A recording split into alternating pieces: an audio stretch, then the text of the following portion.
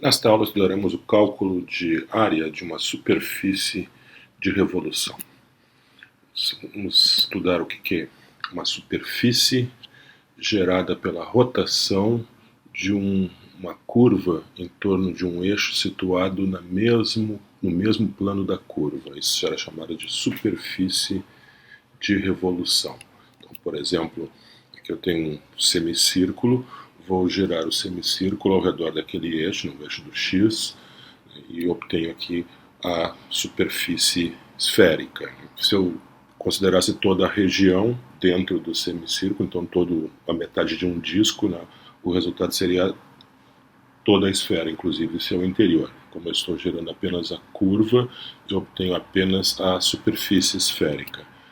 Aqui eu tenho uma reta horizontal gerada em torno do eixo do X e a resultante superfície é a superfície lateral de um cilindro.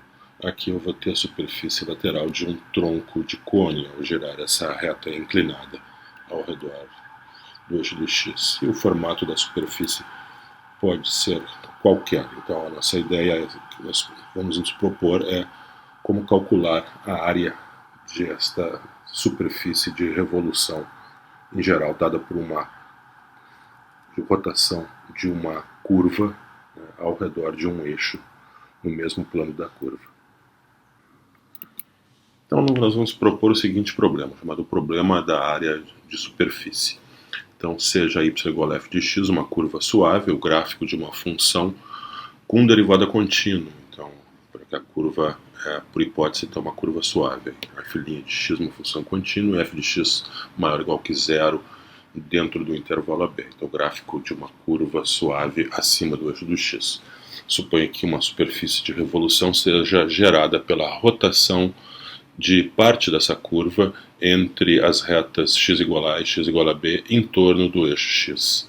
Defina o que podemos entender por área S da superfície e encontre uma fórmula para calcular. Então essa é a ideia, que nós temos uma curva suave, né, uma curva com derivada contínua, sem bicos, né, e vai ser gerada ao entorno do eixo X, é o eixo de rotação, é o eixo X, dando origem àquela superfície que nós queremos calcular, então a área lateral, então, daquela superfície ali, resultante dessa rotação da curva y igual a f de x em torno do eixo do x. A ideia é aproximar a curva y igual a f de x por um caminho poligonal,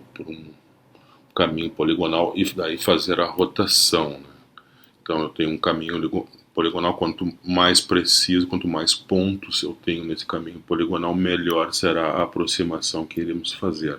Ao invés de calcular a área da superfície lateral da S, nós vamos calcular a área de superfície de cada um dos troncos de cone resultantes, né, da rotação do caminho poligonal ao redor do eixo de x.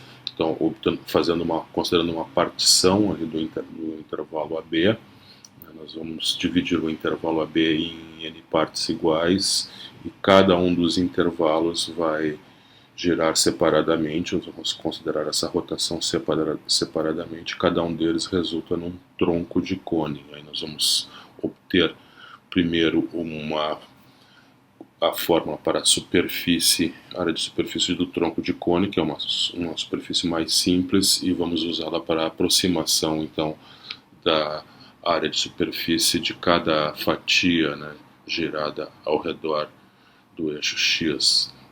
Isso, então, veremos logo a seguir.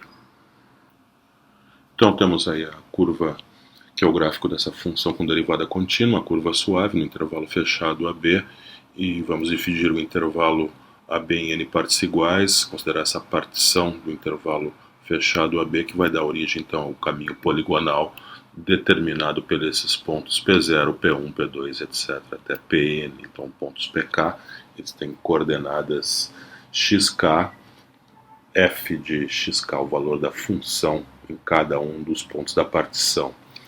K variando de 0 até N, desde o ponto da extrema esquerda até o último ponto de extrema direita. Então tenho N mais 1 pontos, né, neste caminho poligonal.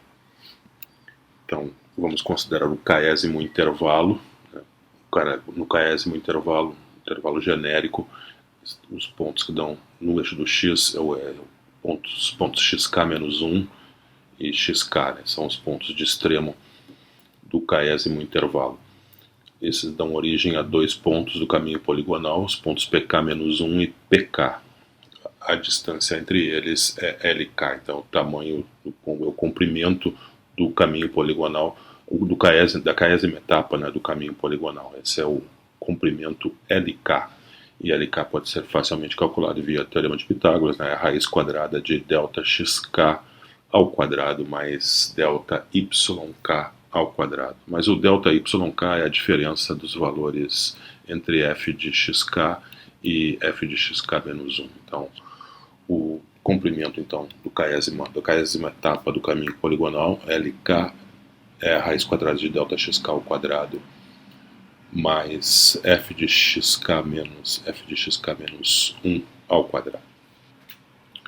Então, exatamente a mesma fórmula havíamos obtido quando obtivemos a fórmula para o cálculo do comprimento de arco. Então essa foi o mesmo procedimento. Então agora nós vamos girar este segmento de reta de comprimento LK ao redor do eixo do x, esse é o eixo de rotação, e vamos obter a superfície lateral de um tronco de cone. Esse tronco de cone terá dois raios, né? Um raio maior ali na figura é f de xk, né? E o raio menor é f de xk menos 1. Não necessariamente deve ser assim sempre, né? Aqui na minha figura que ele está assim porque f de xk menos 1 é menor do que f de xk menos 1 na minha ilustração, mas nem sempre deve ser assim. O importante é que tenho dois raios, né? Um é f de xk e o outro é f de xk menos 1.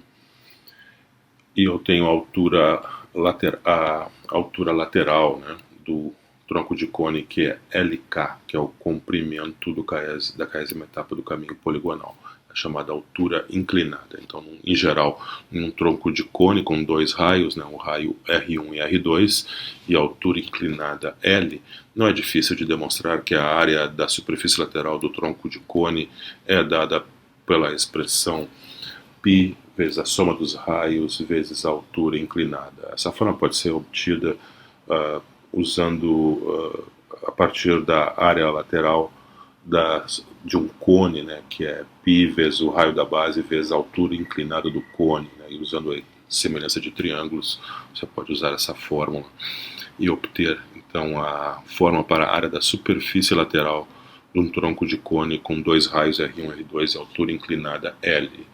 Exatamente essa fórmula que será usada então para o cálculo da área da superfície lateral do késimo tronco de cone. Então ali eu tenho dois raios, né? O raio 1 seria f de xk e o raio 2 f de xk menos 1, então eu tenho sk é π vezes f de xk menos 1 mais f de xk, esse termo corresponde à soma dos raios, e a altura inclinada é o comprimento LK, né? O termo LK, que é a distância entre os pontos PK menos 1 e PK. Então ali está a fórmula de LK, raiz quadrada de delta xk quadrado mais o quadrado da diferença dos valores da função no késimo intervalo. Então, isso eu posso dizer então que a área da superfície, né, que queremos calcular, que é S, será aproximada então por K, por a área de superfícies de N troncos de cone. Então, cada tronco de cone tem área de superfície SK, SK variando de 1 até N.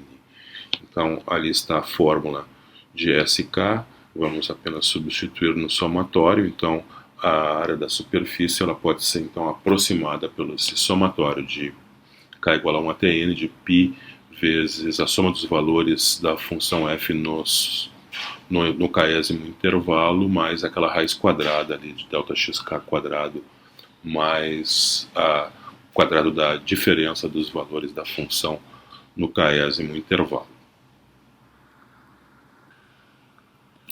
Então temos S, a área de superfície que queremos aproximar, então é essa soma então, da área de superfície desses troncos de cone. O problema é que essa soma aí, o somatório de K igual a 1 até N de π vezes f de xk menos 1 mais f de xk vezes a raiz de delta xk ao quadrado mais f de xk menos f de xk menos 1 ao quadrado, esse somatório aí não é uma soma do tipo soma de Riemann, então nós vamos ter que fazer algumas adaptações com algum desses termos ali. Vamos começar pelo que já fizemos anteriormente, na aula anterior, quando calculamos o comprimento de arco de uma curva, né? Vamos usar o teorema do valor médio ali no késimo intervalo, no intervalo que vai de xk menos 1 até xk. O que diz o teorema do valor médio?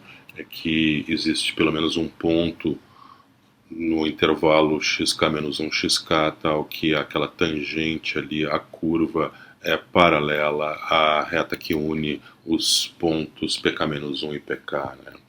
Então esse ponto é o ponto xk, estrela, dado pelo teorema do valor médio, aplicado então ao késimo intervalo. Então posso dizer que f de xk menos 1 menos f de xk menos f de xk menos 1 sobre xk menos xk menos 1, que é justamente o coeficiente angular da reta secante, a reta que une os pontos pk menos 1, pk, ele é igual ao coeficiente angular daquela reta vermelha ali, que é a reta tangente e a paralela, então essa reta secante, e a reta, por ser reta tangente à curva, no ponto xk estrela, o seu coeficiente angular é justamente a derivada da função f no ponto xk estrela. Então agora eu posso escrever que a diferença entre f de xk e f de xk menos 1 é igual a f' de xk estrela vezes delta xk. E isso então eu substituo ali dentro daquela raiz ali, o termo f de xk menos f de xk menos 1 será substituído por f' de xk estrela vezes delta xk. Então S será aproximado pela essa soma de k igual a 1 até n, π vezes a soma dos valores da função no intervalo vezes a raiz delta xk ao quadrado mais f' ao quadrado no ponto xk estrela vezes o quadrado de delta xk. Então, colocando o delta xk em evidência e já extraindo a raiz quadrada dele, né? Então, S é aproximado então, pela soma de k igual a 1 até n de π vezes f de xk menos 1 mais f de xk, vezes essa raiz quadrada de 1 mais f' de xk estrela ao quadrado, vezes delta xk. Esse termo está ficando cada vez mais próximo a uma soma de Riemann, ainda não é, tem esse termo, essa soma f de xk menos 1 e f mais f de xk. Nós vamos fazer o seguinte, vamos aplicar o teorema do valor intermediário, já que eu tenho uma função contínua, no intervalo xk menos 1 xk, ali, por exemplo, ali está o gráfico, né, uma ilustração do que poderia ser o gráfico dessa função contínua nesse intervalo. Ali estão os valores, né, da função f no ponto xk menos 1 e o valor da função f no ponto xk.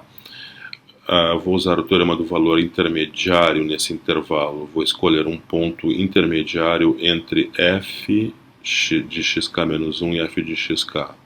Por exemplo, a média, o valor médio, o ponto médio entre esses dois extremos, né, no eixo y.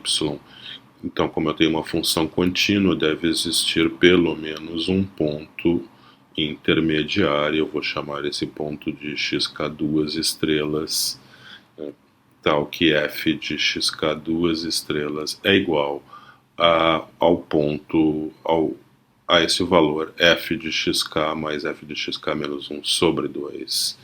Então eu posso dizer que a soma dos valores f de xk mais f de xk menos 1 é igual a 2 vezes este valor f de xk2 estrelas. Então, substituindo ali a soma de f de xk menos 1 mais f de xk por 2 vezes f de xk duas estrelas, eu tenho que S, a área de superfície que eu quero calcular, está aproximada por o somatório de k igual a 1 até n de 2π vezes f de xk duas estrelas vezes a raiz de f' de xk estrela ao quadrado delta xk.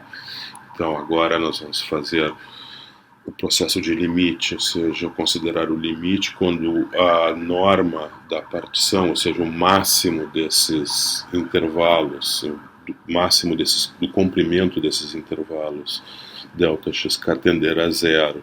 Quando isso acontecer, o intervalo todo vai ser reduzido e o ponto xk estrela e o ponto xk duas estrelas, né, vão estar muito próximos um do outro nesse processo de limite. Então é razoável de se pensar que esse limite vai existir, já que por hipótese eu tenho aí funções contínuas, já que a derivada é contínua por hipótese. Então isso deve convergir para a integral da função 2π vezes f de x vezes a raiz de 1 mais f' de x ao quadrado. E essa deve ser a fórmula para a área de superfície de revolução S. Então, nosso problema foi resolvido da seguinte maneira. Então, vamos definir o que entendemos por área de superfície de revolução. Então, se f for uma função suave, então função com derivada contínua e não negativa no intervalo AB, então a área de superfície de revolução gerada pela rotação da parte da curva y igual a f de x, ou seja, do gráfico da função entre os valores, com os valores de x entre a e b, ou seja, entre as retas verticais x igual a e x igual a b, em torno do eixo do x. Então o eixo do x é o eixo de rotação. Essa área de superfície é definida como sendo S e é dada pela fórmula integral de A até B de 2πf de x vezes a raiz quadrada de 1 mais o quadrado da derivada, né, f' ao quadrado de x dx.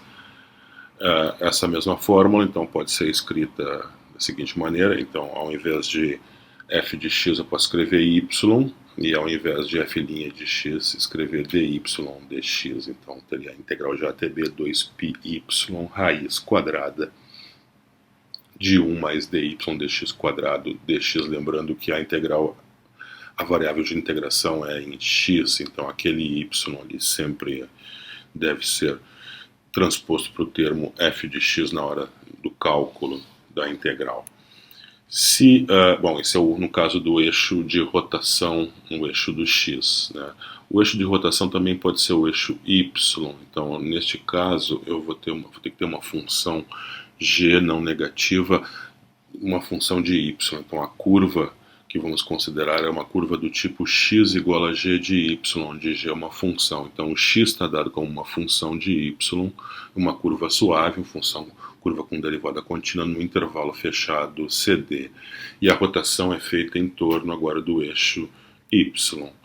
Então, só trocando os papéis de x por y, né, podemos escrever, então, usando a mesma dedução, né, escrever que a S, então, é a integral de C até D, a integral do intervalo fechado CD de 2π g de y. Então, ao invés de f, agora a função é g da variável y, raiz de 1 mais quadrado da derivada de g ao quadrado dy. Então, uma integral na variável y, que ela pode ser escrita também como integral de c até d de 2πx, já que x é g de y, vezes a raiz quadrada de 1 mais a derivada dx dy, é a derivada de x como função de y, isso é a mesma coisa que g' de y. Então essa derivada ao quadrado dy. Lembrando que essa integral é uma integral na variável y, então aquele x ali que aparece no integrando deve ser transposto para o termo g de y na hora de calcular a integral. Então aí está a fórmula também para a área de superfície de revolução de uma curva no formato x como função de y ao entorno do eixo y. Vamos então a um exemplo Vamos encontrar a área de superfície gerada pela rotação da curva y igual a x ao cubo no intervalo 0, 1, em torno do eixo do x. Eixo de rotação é o eixo x, a curva é y igual a x ao quadrado dentro do intervalo 0, 1. Então aí está a figura da curva e já o resultado da rotação ao entorno do eixo x. Então devemos calcular a área de superfície lateral daquela espécie de cone, e não é exatamente um cone, né? Porque a curva y igual a x ao cubo não é uma reta, não. Então vamos usar a nossa fórmula já com a função y igual a x ao cubo, a derivada é 3x2, vamos precisar da derivada ao quadrado, aí está a fórmula, né? Então a fórmula nos diz que a área da superfície lateral S é a integral de 0 até 1, 2π vezes a função f de x, que é x ao cubo, vezes a raiz quadrada de 1 mais a derivada ao quadrado, a derivada é 3x2, então fica 3x2 ao quadrado, está ali indicado no integrando. Então, fazendo a conta ali, S é igual a integral de 0 até 1 de 2πx ao cubo, vezes a raiz quadrada de 1 mais 9 vezes x na quarta. Então vamos resolver esse problema técnico aí, que é de uma integral definida. Então vamos fazer a mudança de variável u igual a 1 mais 9x na quarta. A derivada de u é 36x3, logo du é 36x ao cubo dx. Desta forma, x ao cubo dx é 1 sobre 36 avos du. Então, fazendo a transposição de todos os termos em x para a variável u, antes vamos fazer o limite de integração, né? Quando x é 0, então u, que é 1 mais 9 vezes 0 ao quadrado dá 1, e quando x for 1, u será 1 mais 9 vezes 1 ao quadrado, que dá 10. Então, limites de integração 1 e 10. Então, a integral na variável u é a integral de 1 até 10, 2π. Ao invés de x ao cubo, ao invés de x ao cubo dx, né, eu escrevo 1/36 avos du, e aí tenho a raiz quadrada de 1 mais 9x na quarta, que é a raiz de u. Então, aquela integral ali fica π sobre 18, né, que é a constante, né, 2π sobre 36, eu escrevo como π sobre 18, coloco lá para fora, uso o termo fundamental do cálculo para a função raiz quadrada de u, no intervalo 1, 10, raiz quadrada de u é u na 1 meio, ali está a antiderivada, né, u na 1 meio mais 1 sobre 1 meio mais 1, que dá 3 meios, então eu fico com π sobre 18 vezes 2 terços vezes u na 3 meios entre 1 e 10, então faço u igual a 10, depois faço u igual a 1 e subtraio, e o resultado está aí, aproximadamente 3,56 seria então a área da superfície lateral, né, gerada quando a rotação, pela rotação ao entorno do eixo do x da curva y igual a x3 para x variando entre 0 e 1. Neste outro exemplo, temos agora uma rotação em torno do eixo y.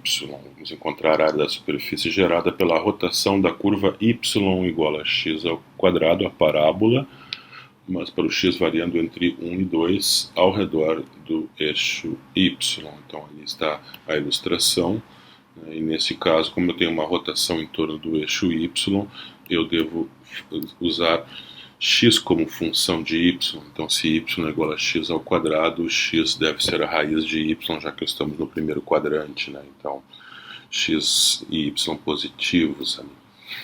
Então eu tenho x igual a raiz de y, é a minha função g de y, que nós vamos usar na fórmula. Então, a derivada de x dy, a derivada da raiz de y é 1 sobre 2 raiz de y. Então a fórmula nos diz ali que a área da superfície é a integral de c até d, neste caso, né, como vai ser uma integral na variável y, será uma integral de 1 até 4, né, já que o y varia de 1 até 4. Os pontos são os pontos 1, 1, 2, 4, são os pontos de extremo ali do aquele arco de curva que está girando então ao entorno do eixo y. Então, a área de superfície S, integral de 1 até 4, 2π vezes a raiz de y, né, que é a função g de y, vezes a raiz quadrada de 1 mais a derivada ao quadrado. A derivada é 1 sobre 2 raiz de y, então devo levar isso ao quadrado.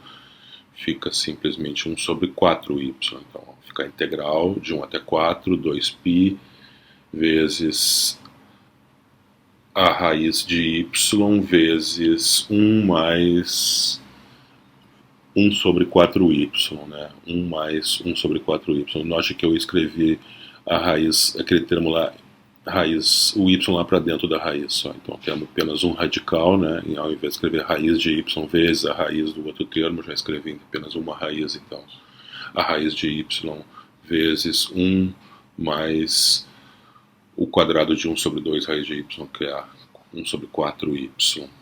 Então, fazendo aquela conta ali, multiplicando ali por y, eu tenho a integral de 1 até 4, de 2π, raiz quadrada de 1 de y mais 1 quarto.